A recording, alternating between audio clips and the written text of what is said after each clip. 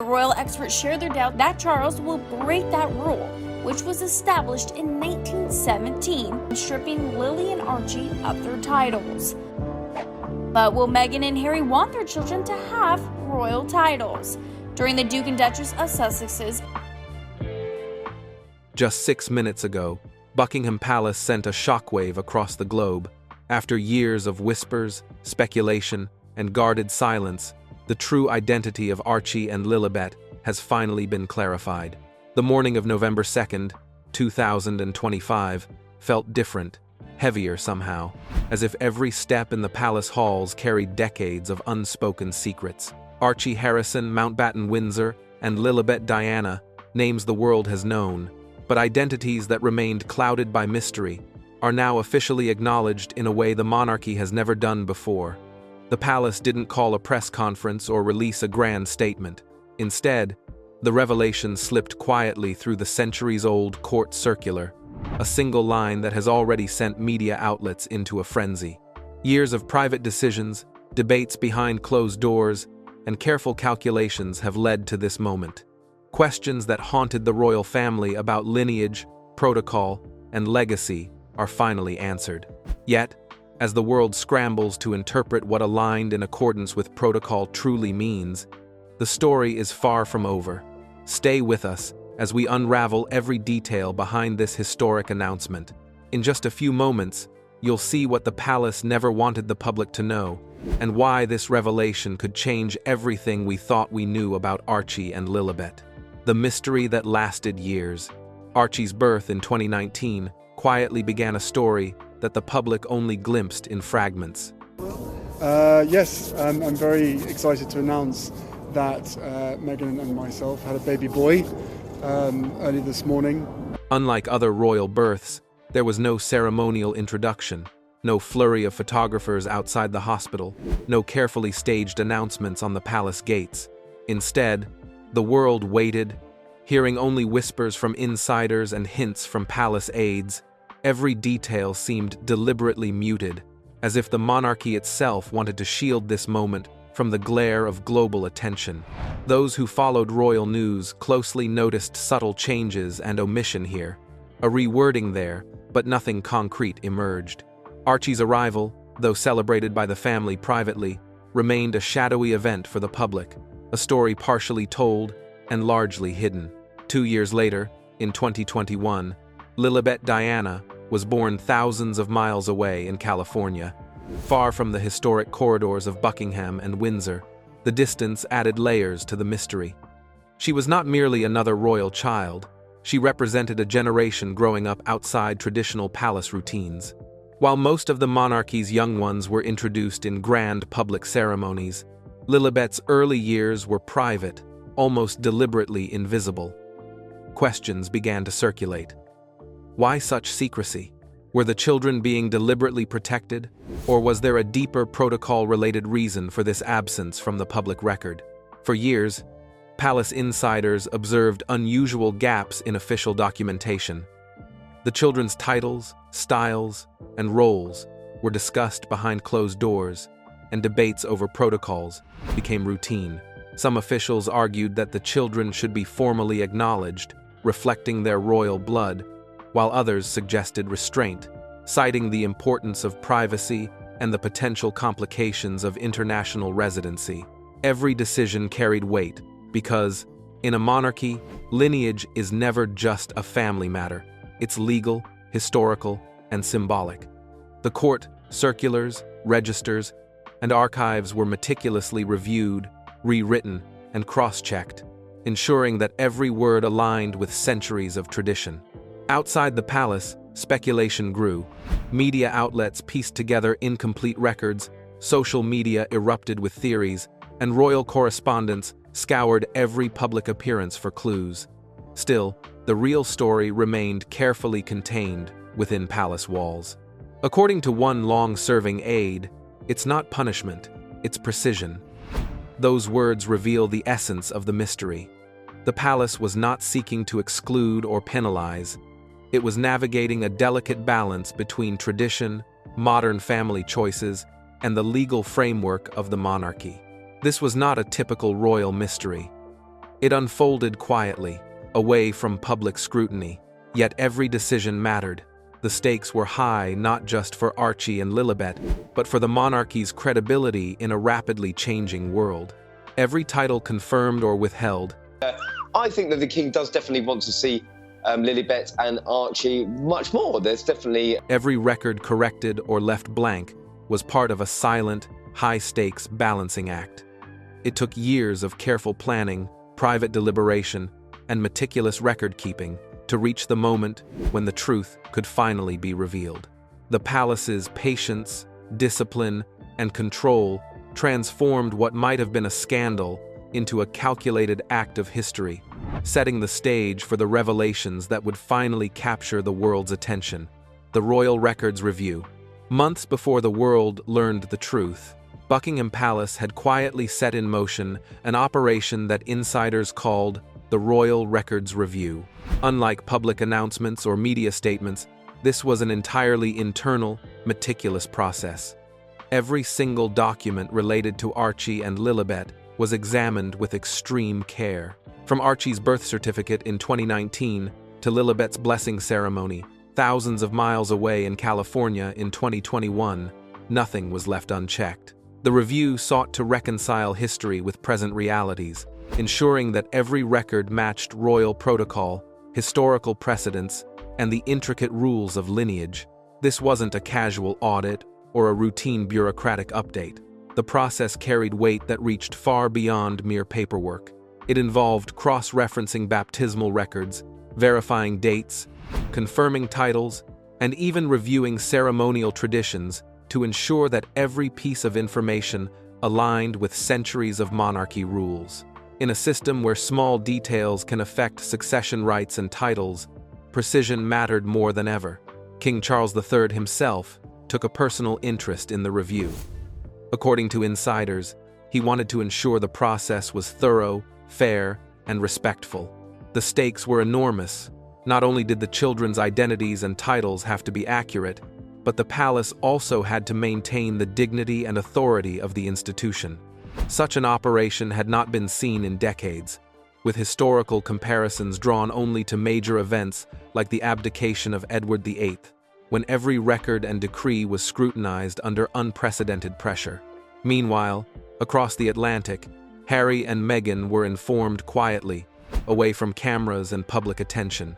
For Harry, the review was procedural, almost routine, a matter of royal protocol being followed to the letter. For Meghan, the process stirred a mix of relief and apprehension. Relief that her children's identities would finally be acknowledged in the official records, and concern over how the updates might affect them socially, legally, and symbolically. Even at a distance, the weight of the monarchy was palpable. For Archie and Lilibet, this meant that although they lived far from the palace, their connection to royal lineage was being officially recognized. In this moment, being royal by blood, not by duty, became a tangible reality, one that carried authority, history, and a subtle reminder of the family's enduring legacy. The Royal Records Review was more than bureaucracy. It was a careful orchestration of history, tradition, and identity, quietly preparing the stage for a revelation that would soon capture global attention, public speculation, and media frenzy. The moment the court circular was published, the world seemed to shift overnight. What had been a quiet, internal deliberation within Buckingham Palace suddenly became front-page news across continents. Headlines splashed the words, "aligned in accordance with royal protocol," and for those not well-versed in royal procedure, the phrase was cryptic yet loaded with significance. Social media erupted as users dissected every syllable, sharing theories, screenshots, and memes. Hashtags like #RoyalRecords, #Archie and Lilibet, and #Palace clarifies began trending almost instantly, turning the mystery into a viral conversation. Everyone wanted to know, what exactly did the palace mean, and why now? News channels, from London to New York, jumped into live coverage. Panels of analysts, royal experts, and historians debated the possible interpretations. Was this simply a symbolic gesture, How the allegations were handled has been completed, and policies and procedures within the royal household have been changed as a result, but the details will not be made public. Acknowledging the children quietly without changing their legal rights? Or was it a formal confirmation? A legal nod that inserted Archie and Lilibet firmly into the royal lineage? Some even suggested it was a subtle assertion of authority, a reminder from King Charles III that the monarchy retained control over its narrative and family structure. Every theory sparked further discussion, amplifying the frenzy. Timing, observers noted, was crucial. The announcement came shortly after Prince Andrew had been stripped of all his titles, a move that had already drawn international attention. The proximity of these events seemed deliberate, almost choreographed, signaling that the palace was managing both perception and protocol simultaneously.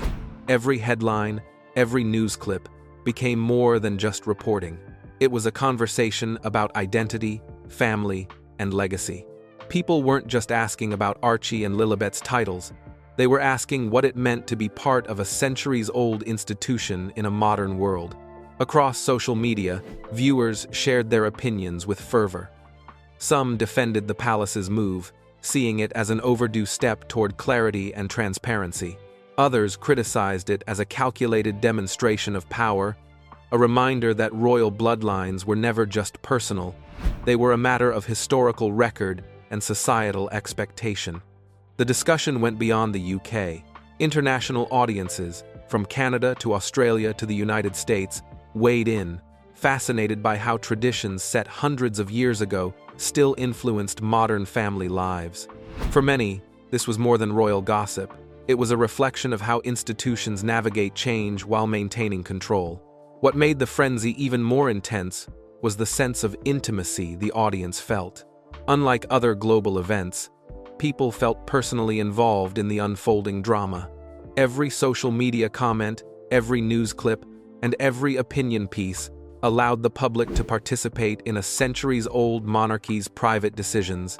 The debate touched on universal questions. How much influence should heritage have over personal identity? How do modern families balance tradition with freedom? And, most pressingly, what does it truly mean to be royal in today's world? The announcement didn't just spark curiosity, it ignited a global debate. From casual observers to royal correspondents, everyone became part of a story that merged history, authority, and human emotion. The world was no longer a distant spectator. It had become a participant in the subtle, deliberate, and carefully managed narrative of the British monarchy, eagerly awaiting the next move. Harry and Meghan, reactions behind closed doors. In the quiet, sun-drenched hills of Montecito, California, Harry and Meghan experienced a storm of emotions that contrasted sharply with the serene surroundings of their home. For years, the couple had navigated life far from the rigid routines of the British monarchy, trying to build a world for Archie and Lilibet that was as normal and private as possible. Yet, the palace's recent move, the officially recognized their children in the royal records, reminded them that distance did not equate to detachment. The monarchy, steeped in centuries of tradition, could reach across oceans, subtly influencing lives thousands of miles away. For Meghan, the reaction was intensely personal.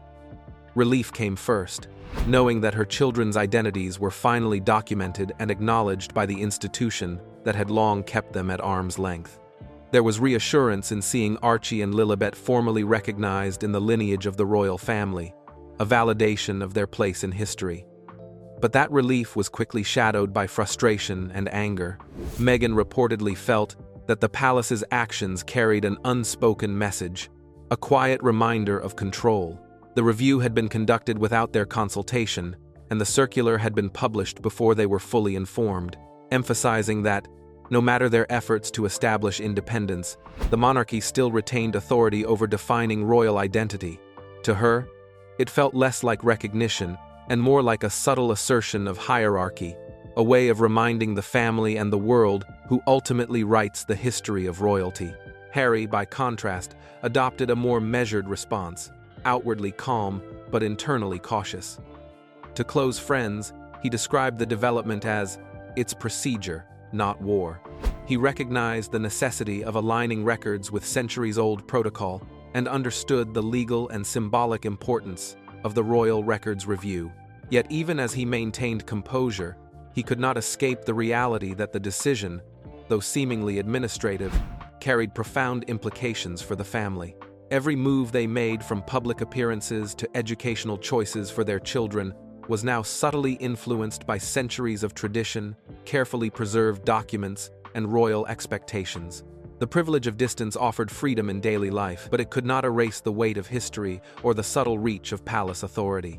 The Sussex household in Montecito became a place of private deliberation. Discussions about identity, titles, and protocol filled quiet evenings, often reflecting on questions the general public could scarcely comprehend. How do you raise children as normal citizens while their birthright ties them to a global monarchy? How can freedom coexist with a lineage recorded meticulously over hundreds of years? For Harry and Meghan, the realization was stark. Archie and Lilibet's lives were now inseparably linked to a system designed to preserve tradition and order, a system that demanded careful navigation, whether one was inside or outside its walls. Even small decisions, names, schooling, public appearances were suddenly weighted with significance. Every choice seemed to echo a delicate balance between personal autonomy and inherited expectation. The couple's experiences illuminated a truth often unseen. Secrecy, history, and protocol are forces that cannot be fully escaped, no matter how far one travels. The Royal Records Review had transformed private family life into a historical acknowledgement, blending modern independence with centuries-old structures of power.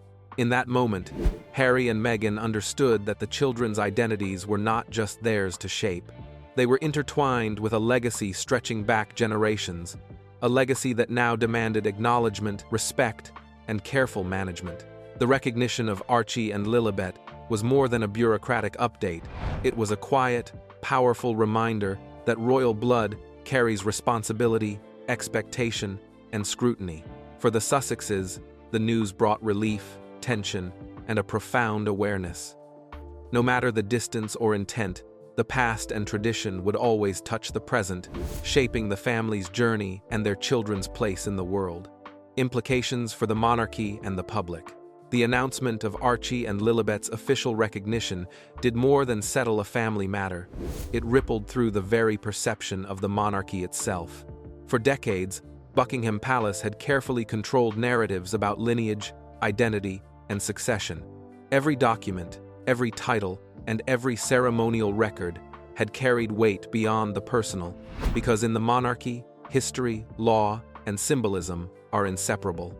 When the court circular was published, it reminded the world that the crown still held authority, even over members living thousands of miles away. The revelation was subtle, yet its implications were immense.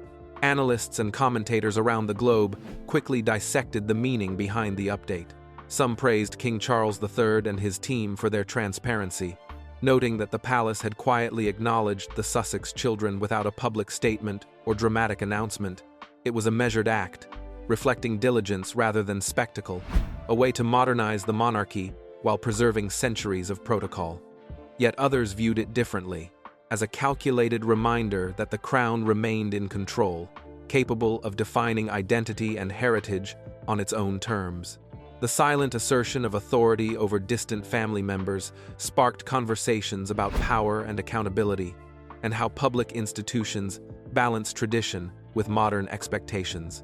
Across Britain, debates surged among everyday citizens, academics, and royal enthusiasts. Questions that had long simmered quietly now became central. What does it truly mean to be royal? Does royal identity rely purely on birthright? Or can it also be shaped by choice and personal agency?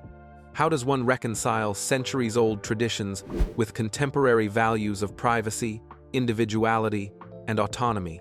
Every headline, every televised discussion, every social media post became a reflection of these tensions. The monarchy, historically seen as untouchable and ceremonial, was suddenly a topic of personal reflection for millions. People began to question not only the royal system, but also the wider societal ideas about privilege, legacy, and inherited responsibility. Historians weighed in, framing the event as monumental in context. Rarely had the palace undertaken such a careful alignment of records, acknowledging distant members while maintaining the integrity of centuries-old traditions. In the past, disputes over lineage or titles might have remained hidden in dusty archives or private memos. Now, the world could see how the monarchy managed its internal matters methodically, deliberately, and with precision. Scholars noted that the move demonstrated the delicate balance required to preserve family harmony and institutional authority simultaneously. Every decision, from minor corrections in spelling to formal recognition of titles, sent a signal about the monarchy's enduring strength and adaptability. For the general public, the revelation became more than a historical footnote. It sparked conversations about clarity versus secrecy, control versus compassion, and tradition versus modernity. The monarchy's careful approach, avoiding fanfare yet asserting authority, served as a case study in governance and legacy. Even without a televised speech or public declaration, Buckingham Palace had shaped the narrative, reinforcing its relevance in the modern age. Citizens and international audiences alike were reminded that the crown is both an institution and a family, navigating centuries of expectations while adjusting to contemporary realities. Ultimately, the event highlighted the monarchy's unique position, a blend of history, law, and culture intertwined with personal lives. Archie and Lilibet's recognition was symbolic, yet deeply practical. It affirmed the crown's ability to uphold order, while also sparking reflection on the meaning of identity, inheritance, and responsibility in a world where tradition meets modernity. Through subtle action and meticulous planning, Buckingham Palace had delivered a message to the public. The monarchy endures not only through ceremony, but through careful management of history, family, and power. Behind the palace walls, inside Buckingham Palace, the mood was tense yet controlled, a careful mix of tradition and modern awareness. The corridors that usually echoed with routine activity now hummed with purpose. Advisors moved quietly between offices, reviewing media coverage from around the globe, monitoring social media trends, and analyzing every public reaction to the palace's recent update. Screens displayed breaking headlines, tweets, and news segments, each dissecting the phrase, aligned in accordance with royal protocol. Every ripple of public curiosity was being tracked meticulously. King Charles III maintained his composed presence amid the quiet chaos. For him, this was not about theatrics or sensationalism. Every word of the court circular had been carefully chosen, every decision measured against centuries of precedent. Precision mattered more than spectacle. Control over the narrative, subtle yet absolute, was the key. The palace understood that a single misstep could spark controversy that would overshadow years of planning. Behind closed doors, the monarch navigated a delicate balance, ensuring that the recognition of Archie and Lilibet did not turn into a public spectacle, but remained a clear, deliberate affirmation of royal order. Princess Anne openly supported the review process, emphasizing clarity and record alignment as essential for maintaining the monarchy's credibility in a modern era. She argued that ambiguity erodes authority, and that clear documentation reinforces both family integrity and public trust. Her pragmatic perspective was a steadying force, reminding aides and family members alike that modern governance within the monarchy required transparency without drama. Meanwhile, Prince William and Princess Catherine observed reactions from the media with careful attention. Their approach combined vigilance and restraint. They understood the importance of allowing the palace's actions to speak for themselves. Public statements were unnecessary. The decision itself carried weight. By ensuring that Archie and Lilibet's identities were formally recognized in the royal records, the palace made a quiet but powerful declaration. Order and tradition remain paramount, even as the monarchy adapts to contemporary challenges. Through this careful orchestration, Buckingham Palace projected a message that resonated far beyond its stone walls. Without raising their voices or issuing lengthy statements, the royal household had asserted control over the narrative, reinforcing that Archie and Lilibet's place within the royal lineage was now officially documented.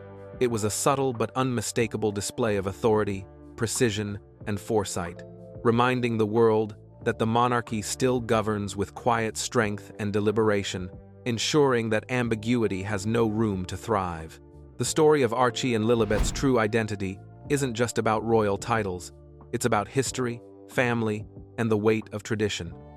After years of whispers, documents, and careful review, the palace has finally clarified what the world had long speculated. This moment shows that even in an institution as old as the monarchy, transparency can coexist with tradition. Every line in the court circular carries centuries of legacy, yet it also reflects a modern decision to acknowledge children born far from the public eye.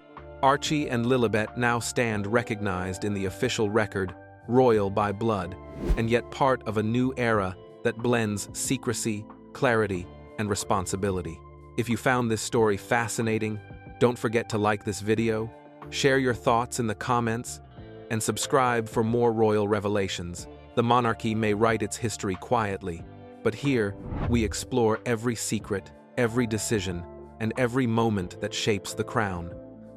Stay tuned, because the story of Archie, Lilibet, and the palace is far from over, and we will reveal every detail as it unfolds.